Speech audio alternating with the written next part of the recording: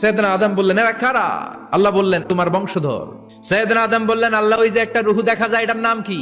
এটা তোমার ছেলে দাউদ, সে দুনিয়াতে নবী হয়ে আসবে। সৈয়দনা আদম বললেন মাবুদ আমার ছেলে দাউদের কত বছর হায়াত আপনি দিয়েছেন? আল্লাহ বললেন মাত্র 40 বছর। সৈয়দনা আদম বললেন মাবুদ এত ফুটফুটে সুন্দর আমার ছেলে দাউদ মাত্র 40 বছর দিলেন কেন? আল্লাহ আপনি বাড়ায় দেন, আল্লাহকে বাড়ানো যাবে না, লেখা হয়ে গেছে। সৈয়দনা আদম বললেন আমার 1000 বছর থেকে 60 বছর আমি আমার ছেলেরে দিয়ে দিলাম।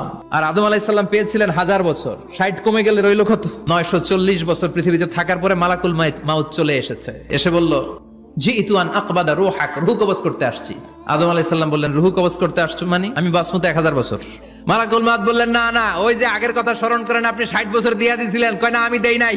মালাকুল মাউত বলে আল্লাহ ঘটনা দেখেন, দিয়া কয় দেই নাই। আল্লাহ কয় থাক কথা কইস না, আয়া পর। ভুলে গেছেন উনি। সেদিন থেকে আল কিতাব ওয়া শুহুদ মানে লিখে রাখার সিস্টেম আর সাক্ষীর সিস্টেম চালু হয়েছে।